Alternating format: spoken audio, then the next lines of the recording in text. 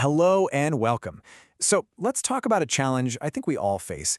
How do you take a huge, messy pile of information and make it, well, make sense to people?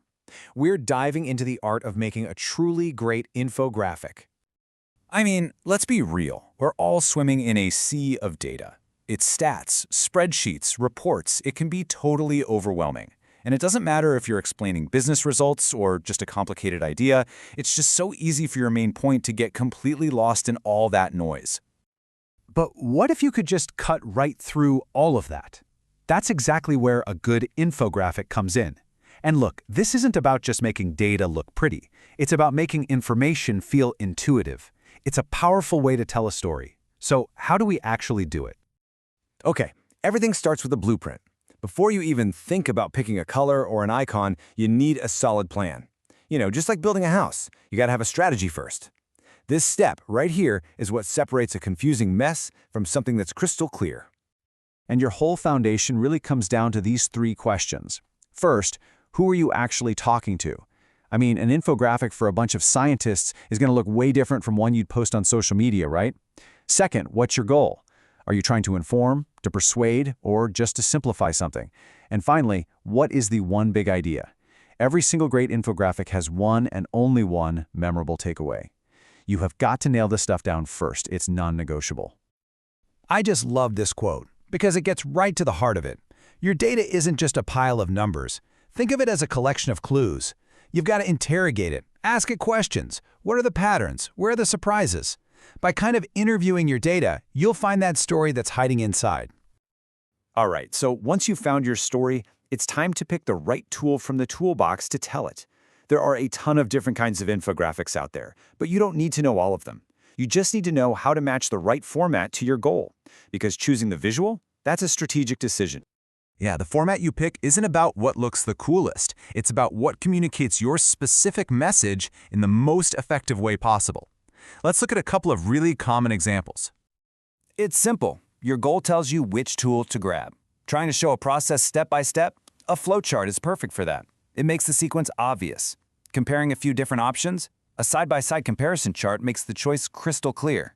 And if you're telling a story that happens over time, well, a timeline is pretty much the only way to go. The format should feel like the most natural, obvious choice for the story you're telling. Okay, you've got your story, you've chosen your format. Now we get to the fun part, the design itself.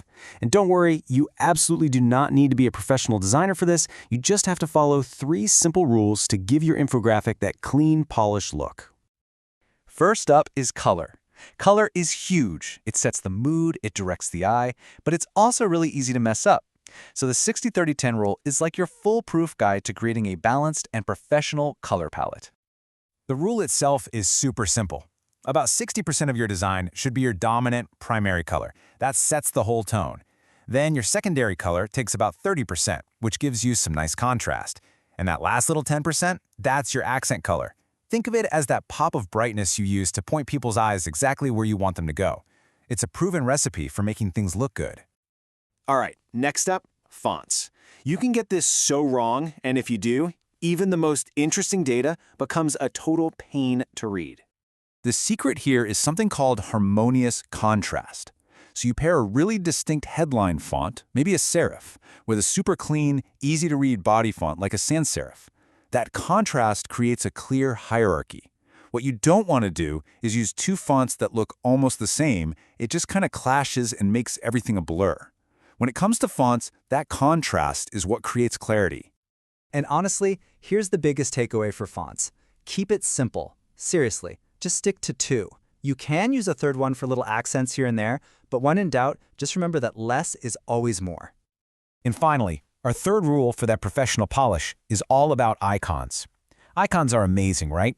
They break up text, they make ideas instantly recognizable. But the real key to using them well is consistency. Yeah, a professional look really comes from making sure everything feels like it belongs together. That means all your icons should be the same style, like either they're all flat or they're all outlined. They should only use colors from the palette you already picked, and their general vibe should match the tone of your fonts. It's all about making everything feel cohesive. So, let's recap.